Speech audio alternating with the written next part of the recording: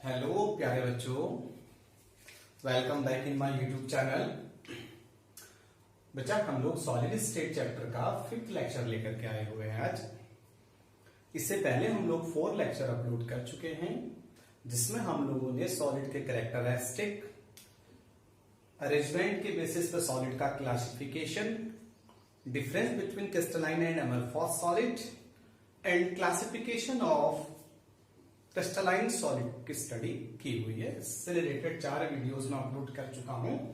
आप 5th videos को देखने से पहले चीजों को कनेक्ट करने के पर्पज से इनिशियल 4 वीडियोस जरूर देखिएगा। बच्चा, आज के लेक्चर में जो हम लोग चीजें क्लियर करेंगे वो करेंगे क्रिस्टल लैटिस, स्पेस लैटिस क्या होता है। हिंदी मीडियम के बच्चे इसको दिक् स्थान जालक कहते हैं। यूनिट सेल क्या होती है, एकक कोष्टिका जिसको हिंदी मीडियम के बच्चे कहते हैं। एकक कोष्टिका के क्या क्या पैरामीटर्स होते हैं, parameters of unit cell. Crystal structures को हमने कितने पार्ट्स में, क्रिस्टल स्ट्रक्चर्स को हमने कितने पार्ट्स में डिवाइड किया है, ये चीजें हम इस होल लेक्चर के अंदर डिस्कस करेंगे। होप आप लोगों को चीजें समझ में आएंगी। आप लोग एनसीईआरटी को साथ में लेते हुए चलिए। जो सीबीएसई बोर्ड के बच्चे हैं उनके सारे क्वेश्चन पेपर एनसीईआरटी से ही बनता है, पूरा का पूरा क्वेश्चन पेपर एनसीईआरटी से बनता है। तो बच्चों, टाइम ना लेते हुए मैं फर्स्ट टॉपिक स्टार्ट करता हूं कि क्रिस्टल लैटिस क्या होता है। तो इससे पहले बच्चा, हम लोग जानते हैं कि जो क्रिस्टलाइन सॉलिड होते हैं, जो क्रिस्टलाइन सॉलिड होते हैं, वो जिन पार्टिकल से बनते हैं बच्चों, उनको हम सीपी कहते हैं, कंस्टिट्यूएंट पार्टिकल। हिंदी मीडियम वाले बच्चे इसको अवयव कह रहे थे। तो जो क्रिस्टलाइन सॉलिड होते हैं वो जिन पार्टिकल से बनते हैं उसके लिए हम कंस्टिट्यूएंट पार्टिकल वर्ड यूज करते हैं, जिसको हिंदी मीडियम वाले बच्चे अवयव कहते हैं। और हम जानते हैं कि क्रिस्टलाइन सॉलिड के अंदर जो पार्टिकल होते हैं वो स्पेस में एक रेगुलर पैटर्न में अरेंज होते हैं। क्रिस्टल लैटिस के अंदर, क्रिस्टलाइन सॉलिड के अंदर जो कंस्टिट्यूएंट पार्टिकल होते हैं वो स्पेस में फ्री स्पेस में एक रेगुलर पैटर्न में अरेंज होते हैं। क्लियर बेटा? तो जब ये पार्टिकल रेगुलर पैटर्न में अरेंज होते हैं तो इनके अरेंजमेंट से, इन कंस्टिट्यूएंट पार्टिकल्स को जब हम इस फ्री स्पेस में रेगुलरली अरेंज करते रहते हैं तो इस अरेंजमेंट से बच्चों एक ज्योमेट्री जनरेट होती है। इस ज्योमेट्री को, इस शेप को ही हम क्या बोलते हैं, स्पेस लैटिस और क्रिस्टल लैटिस और दिक् स्थान जालक कहते हैं। जैसे बच्चा, मैं आपसे ये कहना चाह रहा हूं कि सपोज मेरे पास किसी क्रिस्टलाइन सॉलिड के 9 कंस्टिट्यूएंट पार्टिकल हैं जिनको मैंने ऐसे अरेंज किया हुआ है। दैट इज फर्स्ट पार्टिकल, ये सेकंड पार्टिकल, ये थर्ड पार्टिकल। पार्टिकल के जस्ट नीचे मैंने एक पार्टिकल अरेंज किया है, फिर दूसरा किया है, फिर तीसरा किया है, और यही चीज मैं कंटिन्यूअसली रिपीट करता जा रहा हूं। तो जब इन सारे पार्टिकल्स को मैंने लाइंस के थ्रू मिलाया तो मुझे एक ज्योमेट्री मिल रही है, स्क्वायर टाइप शेप मिल रहा है बच्चों। और इसी स्क्वायर टाइप शेप को यहां पर हम क्या बोल देंगे, क्रिस्टल लैटिस और स्पेस लैटिस बोल देंगे। यहां पर देखिए बच्चों, suppose we have only 3 particles जिनको मैंने फिक्स डिस्टेंस पे अरेंज किया हुआ है, और जब मैं इन पार्टिकल्स को एक दूसरे के साथ मिला रहा हूं तो मुझे एक लाइन देखने को मिल रही है। इसको मैं क्या बोल दूंगा, स्पेस लैटिस और क्रिस्टल लैटिस और दिक् स्थान जालक। किसका? पार्टिकल्स का। बात क्लियर हो रही बच्चों? सिमिलरली ये 4 पार्टिकल हैं जिनको हमने इस तरीके से अरेंज करके एक और ज्योमेट्री जनरेट कर रखी है। तो शायद बात समझ में आ रही होगी कि क्रिस्टल लैटिस क्या होता है, दिक् स्थान जालक क्या होता है। हमने कहा 3D अरेंजमेंट से जो ज्योमेट्री बनती है, कंस्टिट्यूएंट पार्टिकल्स के 3D अरेंजमेंट से जो ज्योमेट्री बनती है, उसी ज्योमेट्री को हम क्या बोलते हैं, क्रिस्टल लैटिस बोलते हैं। बात क्लियर बच्चा? इसे स्पेस लैटिस भी बोलते हैं। अब स्पेस लैटिस के फॉर्मेशन में constituent particle one dimensional 1D में भी अरेंज हो सकते हैं, 2D में भी अरेंज हो सकते हैं और 3D में भी अरेंज हो सकते हैं। कंस्टिट्यूएंट पार्टिकल्स का अरेंजमेंट ओनली वन डायरेक्शनल हो सकता है, 1D में हो सकता है, 2D में हो सकता है और 3D में भी हो सकता है। तो कंस्टिट्यूएंट पार्टिकल्स का अरेंजमेंट 1D में होगा तो one dimensional crystal space, one dimensional crystal structure, 2D में होगा तो 2 डायमेंशनल, और अगर 3D में होगा तो 3 डायमेंशनल क्रिस्टल लैटिस और स्पेस लैटिस बोलेंगे। बच्चा 1 डायमेंशनल में तो हमारे पास एक ही ऑप्शन होता है कि हम पार्टिकल को एक डेफिनेट डिस्टेंस पर अरेंज करके एक लाइन का फॉर्मेशन करें, बट बेटा 2D में हमारे पास ऐसे 5 अरेंजमेंट पॉसिबल हो सकते हैं जिन्हें हमने फिलहाल पढ़ना नहीं है। 3 तो मैंने बोर्ड पे बना रखे हैं। एक अरेंजमेंट मुझे स्क्वायर के फॉर्म में दिख रहा है, एक मुझे ये ज्योमेट्री दिख रही है। अगर मैं इसका नीचे वाला पोर्शन ना देखूं, ओनली ऊपर के 6 पार्टिकल्स को देखूं बच्चा, तो ये 2D अरेंजमेंट और देखने को मिल रहा है। तो ऐसे 5 पॉसिबिलिटी बनती है 2D के अंदर पार्टिकल्स को अरेंज करने की। क्लियर बच्चों? और जो हमारा मेन सिलेबस है बेटा वो 3D अरेंजमेंट ऑफ पार्टिकल है। 3D अरेंजमेंट ऑफ पार्टिकल से जो ज्योमेट्री बनती है उसको हम 3 डायमेंशनल क्रिस्टल लैटिस बोलेंगे, और 3 डायमेंशनल क्रिस्टल लैटिस का एक डायग्राम बोर्ड पर बना हुआ है। बच्चे यही चीज पहले 2D में थी, देखिए ये देखिए, ये 2D में थी, यहां पर ऐसा कह सकते हैं ये चीज पहले 2D में थी। अब हम एक लेयर के ऊपर दूसरी लेयर चढ़ा करके, बेटा ये बेस लेयर सपोज कर लीजिए आप लोग, ऐसी एक लेयर और है जिसको मैंने इस बोर्ड के थोड़ा सा आगे ऐसे रखा हुआ है, यानी कि जो फर्स्ट है वो बोर्ड पर है, सेकंड थोड़ा सा ऊपर है। तो 3 डायमेंशनल हम लोग जा रहे हैं, एक्स एक्सिस भी है, वाई एक्सिस भी है और जेड एक्सिस भी है। नहीं क्लियर हो रहा बच्चों? इस लेयर को देखेंगे, ये 2D है, ये चीज बोर्ड के ऊपर होगा तो 3D हो जाएगा। तो ये 3D अरेंजमेंट ऑफ पार्टिकल्स है, इसी चीज को मैं 3D में कन्वर्ट कर रहा हूं। देखिए ये मैंने कन्वर्ट किया,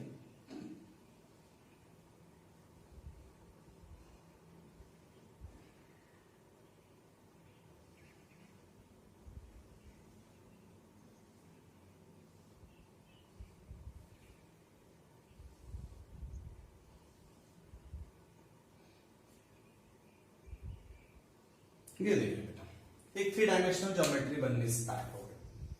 तो कहने का क्या मतलब है, ये भी पार्टिकल्स का अरेंजमेंट है, क्रिस्टल स्ट्रक्चर है, क्रिस्टल लैटिस है, ये भी अरेंजमेंट है, क्रिस्टल लैटिस है, ये भी अरेंजमेंट है, क्रिस्टल लैटिस है। सिमिलरली बेटा ये भी अरेंजमेंट है, ये बेस लेयर है, इसके ऊपर एक दूसरी लेयर और थोड़ा सा हाइट पे चढ़ी हुई है, यानी कि ये चीज नीचे है और ये चीज थोड़ा सा उससे ऊपर है। ऐसा कह सकते हैं कि आप इसको ऐसे देखिए, ये चीज कैसे देखिए, ऐसे, ये बोर्ड के पीछे जा रही है और ये आगे जा रही है। तो बेटा स्पेस लैटिस आप लोगों की बात समझ में आ रही है, मैंने क्या कहा? तो क्रिस्टल लैटिस, स्पेस लैटिस दिक् स्थान चालक का मतलब है पार्टिकल्स का अरेंजमेंट करने से जो ज्योमेट्री, जो शेप जनरेट होता है उसी को हम क्या बोलते हैं? क्रिस्टल लैटिस बोलते हैं।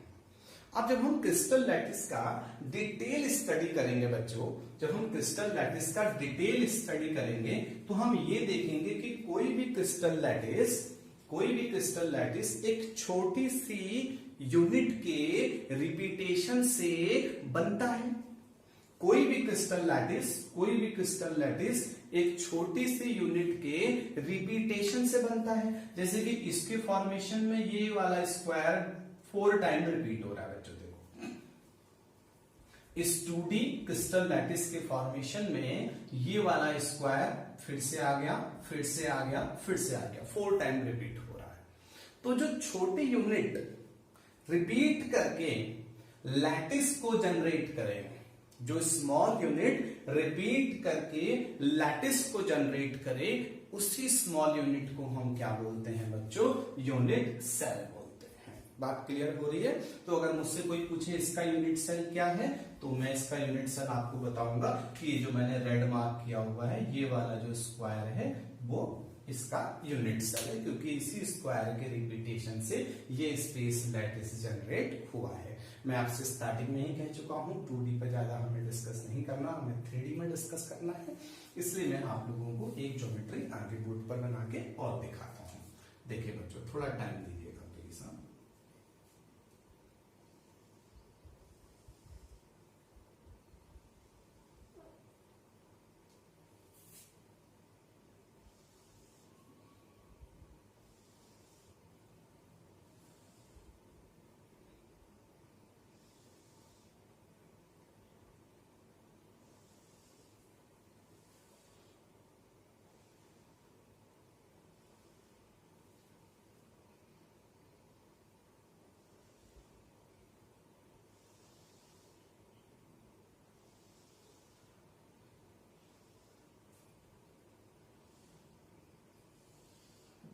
सिलेबस बेटा कंप्लीट होने वाला है, हम बोलना नहीं।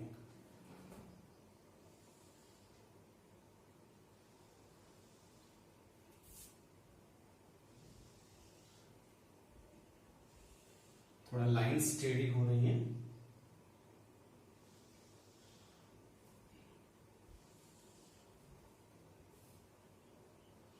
ये देखिए बच्चों, ये मैंने एक स्पेस लैटिस और बना दिया।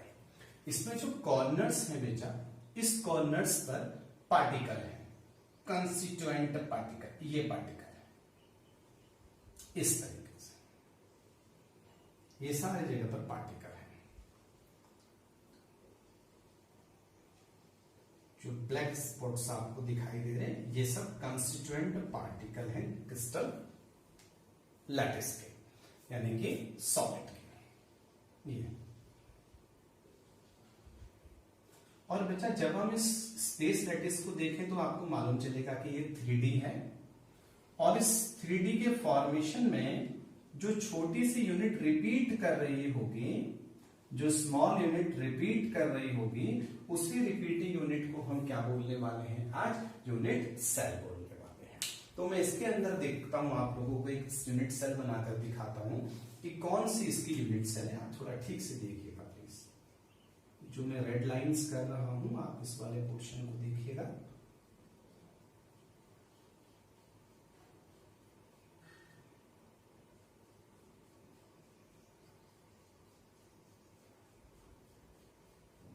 ये बच्चा आपको एक क्यूब दिखाई दे रहा होगा। ऐसे बहुत सारे क्यूब इसके अंदर बने हुए हैं बच्चों, जिसके रिपीटेशन से ये चीज जनरेट हुई है। देखिए एक और देखते हैं।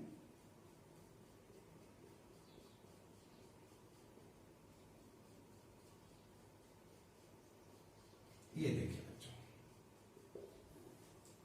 तो ये जो स्मॉल यूनिट है जिसके रिपीटेशन से इस होल लैटिस का फॉर्मेशन हो रहा है, इसी को हम क्या बोलते हैं बच्चों?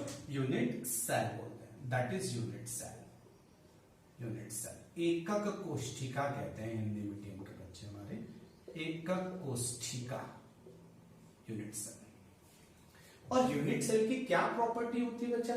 यूनिट सेल क्रिस्टल लैटिस की सारी प्रॉपर्टी कंटेन करता है।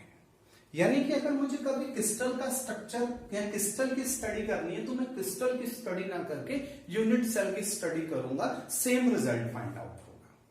यानी कि यूनिट सेल स्पेस लैटिस का मिनिमम स्मॉलेस्ट रिपीटेड पार्ट है, which contain all the property of crystal lattice और सॉलिड। ठीक है बच्चा, तो ये रिपीटिंग यूनिट भी है और ये सॉलिड की सारी प्रॉपर्टी को कंटेन भी करती है। बात क्लियर बच्चों यहां तक?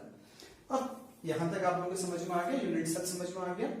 क्रिस्टल लैटिस का मतलब arrangement of constituent particle in a regular pattern form a geometry which is called crystal lattice. The smallest repeated part of crystal lattice is called unit cell which contain all the property of crystal lattice. अब हम next topic की तरफ चलते हैं बच्चा, parameters of unit cell. यानी किसी भी यूनिट सेल को हम कैसे किन किन पैरामीटर्स के बेस पर डिफाइन करते हैं। तो बच्चा हम लोगों को mainly hexagonal and cubic unit cell का डिस्कस करना है। हमारा सिलेबस हम लोगों को क्यूबिक पढ़ने को बोलता है, हमारा सिलेबस हमको क्यूबिक पढ़ने को बोलता है। तो क्यूबिक के अंदर और हेक्सागोनल के अंदर कौन कौन से पैरामीटर्स होते हैं जिनसे यूनिट सेल डिफाइंड होती है, मैं आपको एक्सप्लेन करता हूं। सपोज बच्चों ये यूनिट सेल है, ये एक यूनिट सेल है। तो सबसे पहली बात, unit cell is nothing, it is only arrangement of particle. तो ये पार्टिकल का अरेंजमेंट है, और पार्टिकल जिन जिन पोजीशंस पे मिलते हैं बच्चों यूनिट सेल के अंदर, क्रिस्टल लैटिस के अंदर पार्टिकल जिन जिन पोजीशंस पे मिलते हैं बच्चों, उसको हम बोलते हैं lattice point. Lattice point Hindi medium के बच्चे कहते हैं जालक बिंदु, जालक बिंदु। तो लैटिस पॉइंट्स का मतलब होता है positions where the constituent particle is present in unit cell और क्रिस्टल लैटिस। तो क्रिस्टल लैटिस और यूनिट सेल के अंदर जहां भी पार्टिकल होता है उसी को हम क्या बोलते हैं, उसका लैटिस पॉइंट। ये फर्स्ट पैरामीटर है यूनिट सेल्स का। ठीक है बच्चों, अब ये लैटिस पॉइंट के बाद सेकंड पैरामीटर है यूनिट सेल की साइड की लेंथ, जिसे हम एज लेंथ बोलते हैं। दिस ये बेटा एज लेंथ। तो सेकंड हमारे पास है एज लेंथ।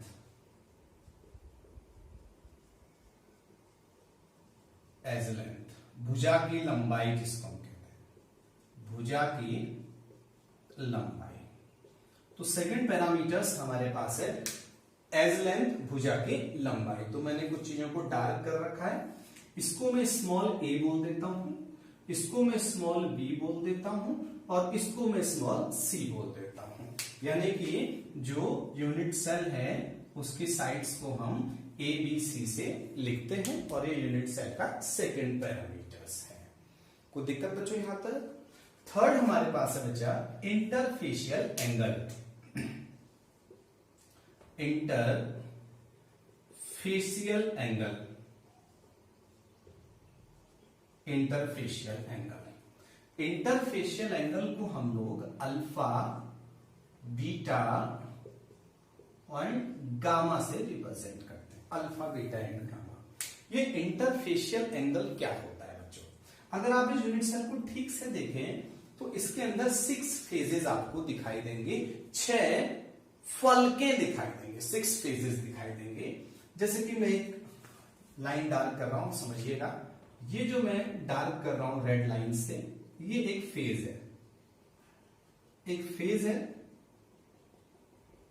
ये एक फलक है, ये वाली फलक, ये जिस रूम पर आप खड़े हैं उसका फर्श। एक इसकी छत भी होगी बेटा, ये देखिए, ये इसका सेकंड फेज है, दूसरी फलक है। एक लेफ्ट एक राइट पे वॉल होंगे, ये लेफ्ट या राइट, एक फ्रंट और एक बैक पे होंगे। तो अगर हम क्यूबिक यूनिट सेल की स्टडी करते हैं, ओनली हमने क्यूबिक और हेक्सागोनल की स्टडी करनी है, दोनों का ही हम डिटेल स्टडी करेंगे, चैप्टर ही यही सब पढ़ना है। तो ये आपका क्यूब का छत है, ये फर्श है, ये left wall, right wall, front back. ये जो 6 फेजेस हैं, इनमें से 2 एडजेसेंट फेजेस के बीच का जो एंगल होता है, 2 लगातार या समीपवर्ती फलकों के बीच जो एंगल होता है, जो कोण होता है, उसी को हम इंटरफेशियल एंगल बोलते हैं। क्या बोलते हैं बच्चों? उसी को हम इंटरफेशियल एंगल। ये जो हमारा एंगल है इसको हम अल्फा बोलते हैं, ये जो हमारा एंगल है इसको हम बीटा बोलते हैं, और ये जो हमारा एंगल है इसको हम गामा बोलते हैं। तो अल्फा, बीटा, गामा क्या है?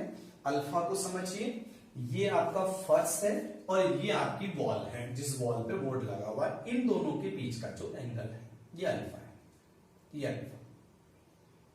क्लियर बच्चों? ये फर्श है और ये बैक वाली वॉल है, इनके बीच का एंगल अल्फा है।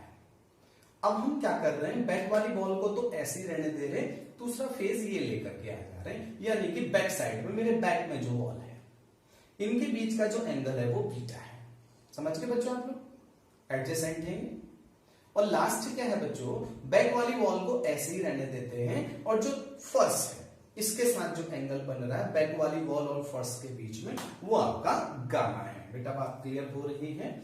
ये आपका अल्फा है, ये आपका बीटा है, और ये आपका गामा है, यानी कि बैक वाली वॉल और ये फर्श। क्लियर बच्चों? तो ये हमारा इंटरफेशियल एंगल है। तो क्या कहा बच्चा, किसी भी यूनिट सेल को डिफाइन करने के लिए, किसी भी यूनिट सेल को डिफाइन करने के लिए 3 पैरामीटर नेसेसरी हैं। एक लैटिस पॉइंट, जालक बिंदु, वेयर द पार्टिकल एग्जिस्ट, जहां पार्टिकल होता है। सेकंड एज लेंथ, भुजा की लंबाई, एबीसी, क्यूबिक के केस में हम एबीसी बोल रहे हैं, हालांकि सब केस में एबीसी ही बोलते हैं, हमें क्यूबिक और हेक्सागोनल पढ़ना है। नेक्स्ट है इंटरफेशियल एंगल। तो इंटरफेशियल एंगल का मतलब एंगल बिटवीन 2 एडजेसेंट फेस, दो लगातार फलकों के बीच का angle, interfacial angle, that is called alpha, beta and gamma. बच्चा यूनिट सेल के पैरामीटर्स क्लियर हो गए आप लोगों को। Unit cell is the smallest repeated part of space lattice which contain all the property of solid, which contain all the property of crystal lattice. What is crystal lattice? Crystal lattice is nothing. It is the arrangement, it is the geometry which is formed by the arrangement of particles of crystalline solid. Clear बच्चों यहां तक?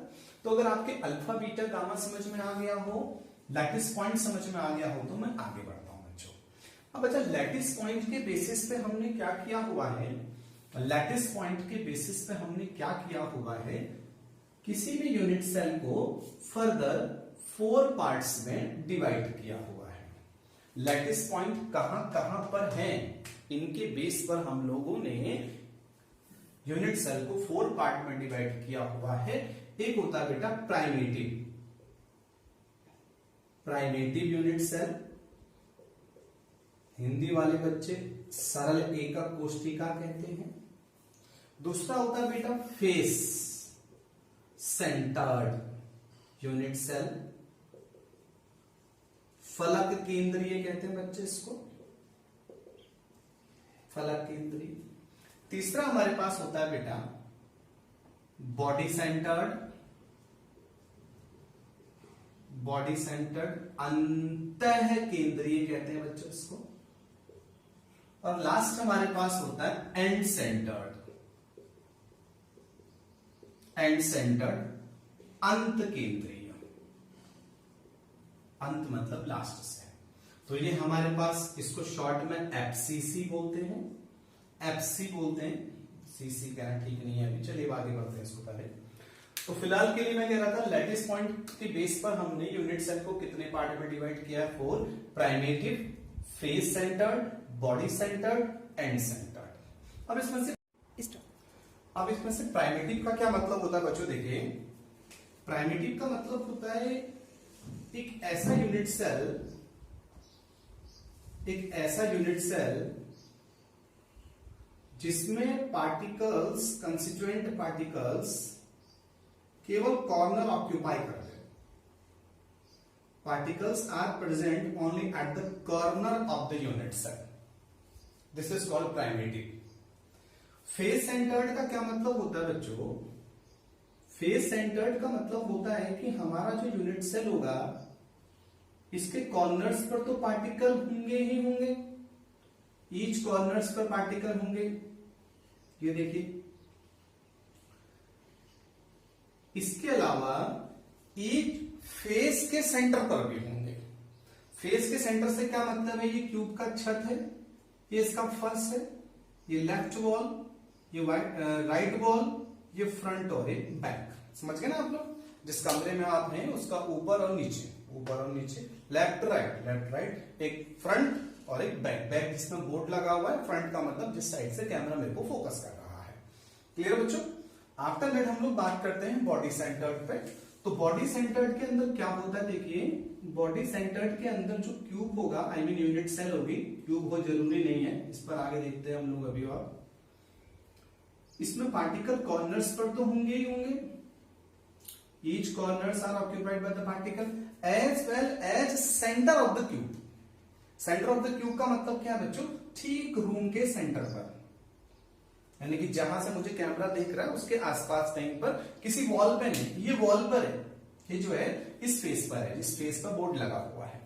लेकिन ये जो particle है ये room के केंद्र पर है, रूम के सेंटर पर है। क्लियर बच्चों? बीसीसी।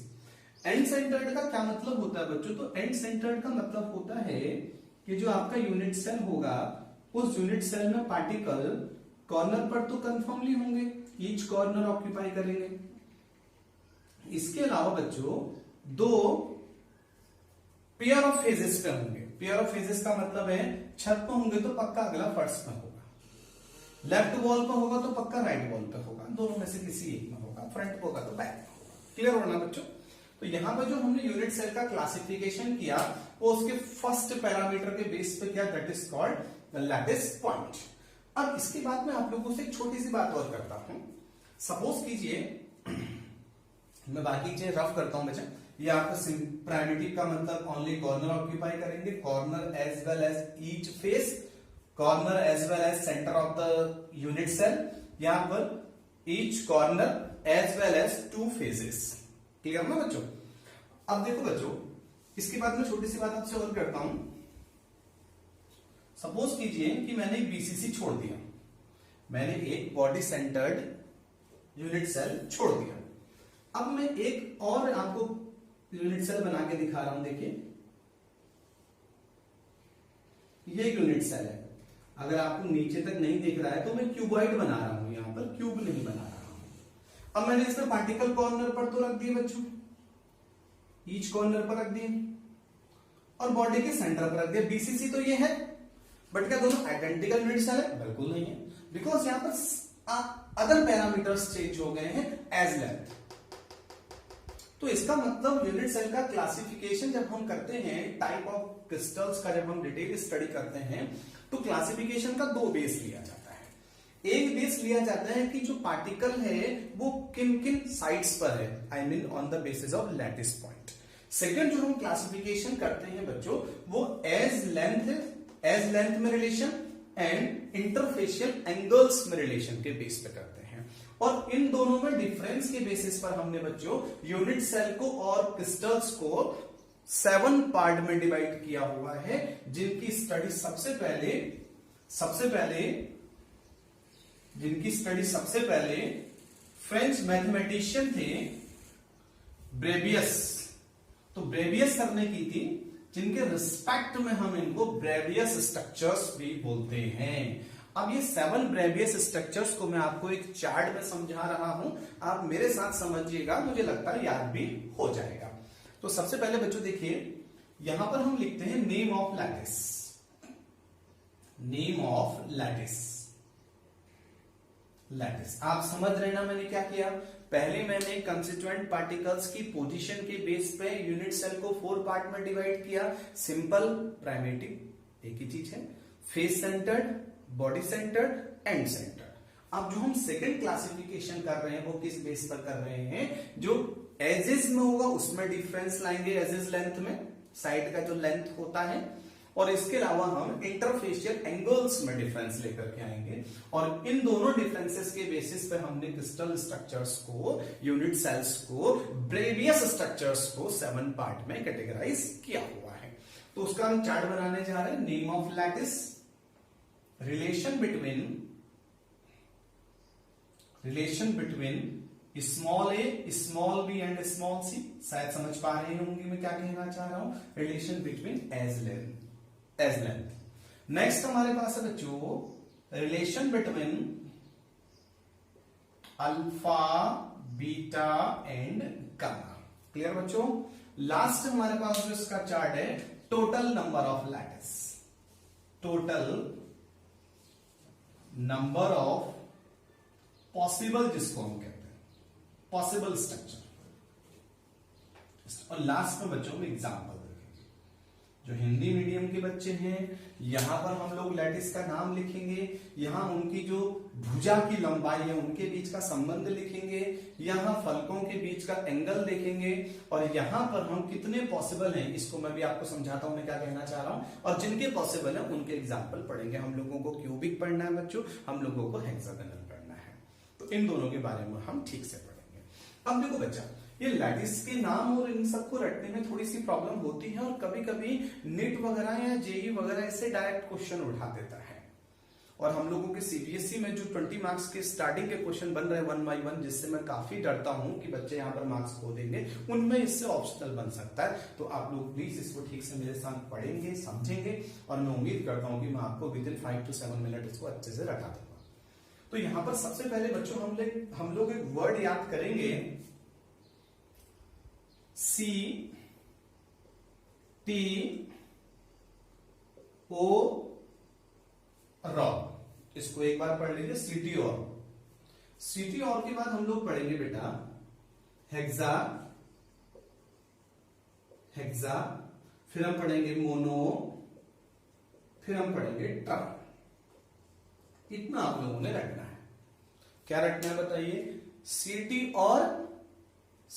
और हेक्सामोनोट्राई, सीटी और हेक्सामोनोट्राई 1 2 3 4 5 6 7। अब इनका मतलब क्या है? इंग्लिश मीडियम वाले बच्चे, हिंदी मीडियम वाले बच्चे इसको इंग्लिश में ही पढ़े, ज्यादा बेनिफिट होगा, क्योंकि हिंदी में एनसीईआरटी में बहुत डिफिकल्ट नेम है, वो पढ़े भी जाते हैं, याद करना तो बहुत टफ रहा। तो सबसे पहले इस सी का मतलब है कैपिटल सी से, जिसका मतलब है क्यूबिक, जिसका मतलब क्या है बच्चों? क्यूबिक। सेकंड हमारे पास जो टी है, इस टी का मतलब है टेट्रागोनल, टेट्रागोनल, स्पेलिंग वगैरह थोड़ा देख लीजिएगा। इसके बाद जो हमारा नेक्स्ट है, इसका मतलब है ऑर्थोरोम्बिक, ऑर्थोरोम्बिक, रोम्बिक। इसके बाद है बच्चों रोम्बोहाइड्रल, रोम्बोहेड्रल। इसके बाद है बेटा हमारे पास हेक्सागोनल, इसकी स्टडी करनी है हम लोगों ने। इसका मतलब बच्चों मोनोक्लिनिक, और लास्ट है बच्चों हमारे पास ट्राइक्लिनिक। समझ गए ना आप लोग? तो सीटी और हेक्सामोनोट्राई, इसका मतलब निकल गया है सी मतलब क्यूबिक, टी का मतलब टेट्रागोनल, इसका मतलब है ऑर्थोरोम्बिक, इसका मतलब है रोम्बोहाइड्रल, इसका मतलब है हेक्सागोनल, मोनो का मतलब मोनोक्लिनिक, ट्राई का मतलब ट्राइक्लिनिक। क्लियर हो रहा है बच्चों यहां तक? अब सबसे मजे की बात देखिए, हमने एज लेंथ को किससे रिप्रेजेंट किया था? एबीसी। तो स्टार्टिंग में हमने क्या करना है, देखिए कितने आसानी से मैं आपको इसको याद कराता हूं। क्यूबिक एक ऐसा यूनिट सेल होता है जिसमें ए और बी और सी का वैल्यू इक्वल होता है, यानी कि all edge lengths are equal. Clear बच्चों?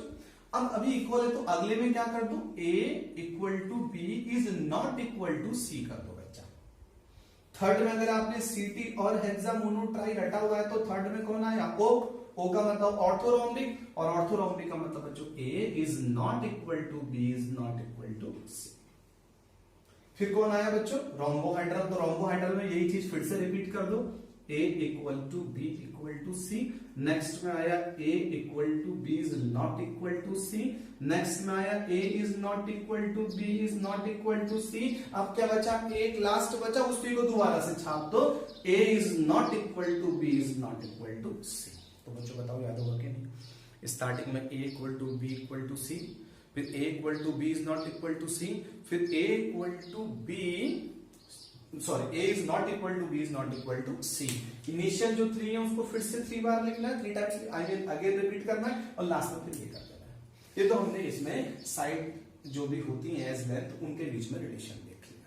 अब एग्जाम में क्या बोलेगा? 4 ऑप्शन दे देगा, 1 2 3 4, बोलेगा which one of the following is the right condition for orthorhombic unit cell. तो आपने अगर घोटा है तो आप कर सकते हैं, अदरवाइज नहीं कर सकते। तो आपको कितना घोटना है बच्चा? सीटी और हेक्सामोनोट्राई। क्या रखना है? सीटी और हेक्सामोनोट्राई। अब इसके बाद हम देखते हैं रिलेशन बिटवीन अल्फा, बीटा और गामा। ये भी मैं आपको याद करवा दूंगा। तो सबसे पहले यहां पर कोई इक्वल नहीं है ना बच्चों, यहां पर भी कोई इक्वल नहीं है। Alpha is not equal to beta is not equal to gamma is not equal to 90 degree. Clear बच्चों? कोई दिक्कत तो नहीं है यहां तक आप लोगों को? अच्छा, इसमें क्या है बच्चों?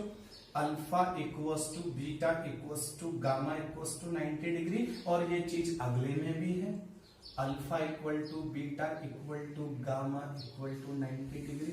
अगले में भी है alpha equal to beta equal to gamma equal to 90 degree. बच्चा शुरू के 3 घंटे लेना। फोर्थ तो बड़ा आसान होता है, alpha equal to beta equal to gamma is not equal to 90 degree. कितने हो गए बेटा? 7 में से हमने 5 लर्न कर दिए, बच गए आपके 2। और हेक्सागोनल तो छोड़ना ही नहीं है, मोस्ट इंपोर्टेंट है। हमारा सिलेबस है alpha equals to beta equals to 90 degree and gamma equals to 120 degree. इसका हम डायग्राम भी पढ़ेंगे, कैसे ये स्ट्रक्चर बनते हैं मैं आपको बहुत अच्छा 3D एनिमेशन टाइप का करके दिखाऊंगा। आप लोगों को जितना ज्यादा हो सकता है यहीं पर चीजें क्लियर करा दूंगा। अब मोनोक्लिनिक के अंदर क्या बचा बच्चों? Alpha equals to gamma equals to 90 degree, beta is not equals to 90 degree. वैसे ठीक रहा होगा, अगर कोई चीज मिस्टेक हो जाती है तो एक बार आप एनसीईआरटी से क्रॉस चेक कर लीजिए, वैसे आई थिंक होगा नहीं। तो कैसे करना है बेटा? सीटी और हेक्सामोनोट्राई, फुल फॉर्म देख लीजिएगा। शुरू के A equal to B equal to C करना है, फिर बीसी में नॉट इक्वल टू करना है, फिर ए बी सी में नॉट इक्वल कर देना है। जो 3 आ रहे वही 3 फिर से रिपीट करने, लास्ट वाले को फिर से लिख देना है। कोई दिक्कत बच्चों? स्टार्टिंग के 3 में सब बराबर है, 90 के इक्वल है, अगले में सब बराबर तो है, 90 नहीं है। क्लियर? उसके बाद जो हमारे पास लास्ट वाला है वो पहले से ही कोई बराबर नहीं है और कोई 90 नहीं है। क्लियर? थोड़ा एनसीईआरटी में प्रिंटिंग मिस्टेक है या फिर मेरी बुक में ही प्रिंटिंग मिस्टेक था, यहाँ पे नॉट इक्वल टू नहीं है, आप देख लीजिएगा एक बार प्लीज। और अगर बाय द वे हो तो मेरे पे केस मत कीजिएगा। आगे बढ़ते हैं। अब देखिए total number of possible structure, यहां पर बड़ा इंटरेस्टिंग फैक्ट है। एक्चुअली मैंने 2 मिनट पहले आपसे क्या कहा कि नंबर ऑफ पार्टिकल के बेस पर हम लोग क्या करते हैं, यूनिट सेल को 4 पार्ट में डिवाइड कर देते हैं लैटिस पॉइंट के बेसिस पे, सिंपल, एफसीसी, बीसीसी और ईसीसी। ठीक है बच्चा? फिर से बोलता हूं, सिंपल, बीसीसी, एफसीसी, ईसीसी, ऐसे हम लोग उसको डिवाइड करते हैं। अब अगर देखा जाए तो क्यूबिक के अंदर मैं कोनों पर भी पार्टिकल रख सकता हूँ, कोनों के साथ साथ फेस पे भी रख सकता हूँ, कोनों के साथ साथ बॉडी के सेंटर पे भी रख सकता हूँ, और कोनों के साथ 2 अल्टरनेट फेजेस पे भी रख सकता हूँ। तो 4 बन गई इससे। ऐसे टेट्रागोनल के अंदर भी मैं सारे कॉर्नर गेन करके क्यूबिक बना दूं, सॉरी प्राइमेटिव बना दूं, फिर कॉर्नर के साथ साथ फेस करके फेस सेंटर्ड बना दूं, फिर कॉर्नर के साथ साथ बॉडी करके बॉडी सेंटर बना दूं, और कॉर्नर के साथ साथ 2 पेयर्स पे आई मीन जो 2 फेजेस पर रख करके एंड सेंटर्ड बना दूं। लेकिन बच्चा एक्चुअल में अगर ऐसा होगा तो 7 केस हैं और एक केस के 4 बन जाते हैं, तो overall 7 into 4 equal to 28। But previous sir ने जब मैथमेटिकली इस चीज को ऑब्जर्व किया तो देखा उन्होंने ओनली 14 एग्जिस्ट कर रहे थे, 28 एग्जिस्ट नहीं कर रहे थे। इसलिए कोई आपसे पूछे कितने ब्रेवियस स्ट्रक्चर हो सकते हैं तो 28, कितने हैं 14। बात क्लियर हो रही ना बच्चों? एक से कितने बन सकते हैं 4, और है कितने 7, तो 7 into 4 equal to 28, पर 28 एग्जिस्ट नहीं करता, ओनली 14। अब हमारा नया प्रॉब्लम ये है कि आगे हमें कैसे पता चलेगा कि क्यूबिक के अंदर प्राइमेटिव है कि नहीं है, क्यूबिक के अंदर फेस सेंटर्ड है कि नहीं है, क्यूबिक के अंदर बॉडी सेंटर्ड है कि नहीं है। तो उसके लिए मैं आप लोगों को एक छोटा सा नंबर याद कराता हूं, आप लोगों को हमारे साथ जुड़े, आपको पक्का सारी चीजें यहीं पर याद हो जाएंगी। तो आपको नंबर याद करना है 3, 2, 4। बोलो 3, 2, 4। फिर क्या करना बच्चों? 1, 1, 2, 1। बताओ क्या क्या मैंने? 3, 2, 4, 1, 1, 2, 1।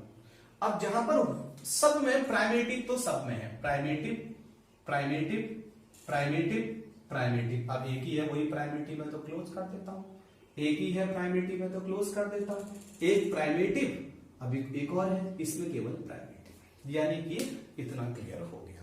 अब हमारी किसकी कहानी खत्म हो गई? 1, 2, 3 की कहानी खत्म हो गई। ये 4 है बच्चों, तो 4 में सारे आएंगे। इसका मतलब बॉडी सेंटर्ड भी आएगा, फेस सेंटर्ड भी आएगा, एंड सेंटर्ड भी आएगा। आएगा कि नहीं आएगा? मजा आ रहा है ना? मजा आना चाहिए। इसके बाद देखिए बच्चों, लास्ट ये एंड सेंटर्ड जो है ना, जिसमें कॉर्नर्स के अलावा 2 फेजेस में रहते हैं, एक वो यहां मिलता है बच्चों, और एक आपको मोनोक्लिनिक के अंदर मिलता है, यानी कि यहां पर भी ई मिलेगा। क्लियर बच्चों? मजा आ रहा है कि नहीं आ रहा है? अब रह गए 2, तो बताओ पी के बाद क्या लिखते हैं हम? बी। पी के बाद क्या लिखते हैं हम? बी। अब 3 में से 2 लग गए तो अगला क्या होगा? एफ। नहीं समझे बच्चों? जहां 1 है वो केवल प्राइमेटिव है। क्लियर ना बच्चों? और जहां 2 है प्राइमेटिव के अलावा बॉडी सेंटर्ड होगा।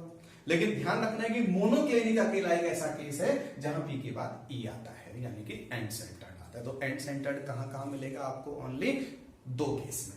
एक मिलेगा आपको ऑर्थोरोम्बिक के अंदर और एक मिलेगा आपको मोनोक्लिनिक के अंदर। तो बेटा आप टोटल काउंट करो, 3 + 2 = 5 + 4 = 9, 10, 11, 12, 13, 14। तो ये हमारे 14 ब्रेवियस लैटिस हो गए, जिसमें से हमने क्यूबिक का डिटेल स्टडी करना बच्चों, और किसका डिटेल स्टडी करना है? मोनोक्लिनिक का। बच्चा याद हो रहा है कि नहीं हो रहा है? नंबर कटे एक बार फिर से, 3, 2, 4, 1, 1, 2, 1, और सबके आगे पी पी पी पी पहले लिखना है। मोनोक्लिनिक के अंदर जो दूसरा लिखना है वो ई लिखना है, बाकी सब में सीक्वेंस के साथ लिखना है पी बी एफ ई। क्या लिखना है? P B F E. अब अगर 4 होगा तभी ई तक पहुंचेगा, 2 होगा तो पी में रुक जाएगा, 3 होगा तो एफ तक रुकेगा। बात क्लियर होगी बच्चों। अब हमें 2 के एग्जांपल भी पढ़ना है, एक क्यूबिक का पढ़ना है और एक हेक्सागोनल का पढ़ना है। तो क्यूबिक के अंदर हमारा एग्जांपल है रॉक सॉल्ट NaCl, KCl, बहुत सारे स्ट्रक्चर हैं बेटा, ZnS, ये चीज। और हेक्सागोनल के अंदर हमारा एग्जांपल है ग्रेफाइट एंड जिंक ऑक्साइड। अभी हम आगे चल के जब हमारे साथ जुड़े रहिएगा आप लोग, तो मैं क्यूबिक के कहां पर एग्जिस्ट करते हैं, कैसे एग्जिस्ट करते हैं, सब कुछ डिटेल में समझाऊंगा। तो फिलहाल हम लोगों ने आज क्रिस्टल लैटिस पढ़ा था बच्चों, 3D arrangement of particle is called crystal lattice. इसके अंदर हमने देखा कि ये फॉर्म होता है स्मॉल यूनिट से जो बार बार रिपीट करता है, that is called unit cell. Unit cell के पैरामीटर्स होते हैं, एज लेंथ होता है, इंटरफेशियल एंगल होता है और लैटिस पॉइंट्स होते हैं। उसके बाद हम टाइप ऑफ स्ट्रक्चर्स में पहुंचे थे। बच्चों अगर आपको मेरी वीडियो अच्छी लग रही है तो प्लीज इसको मैक्सिमम शेयर कीजिएगा और अपने फ्रेंड्स के साथ इसको सब्सक्राइब करवाइएगा और प्लीज हमारा सपोर्ट कीजिएगा। Okay bye bye, take care.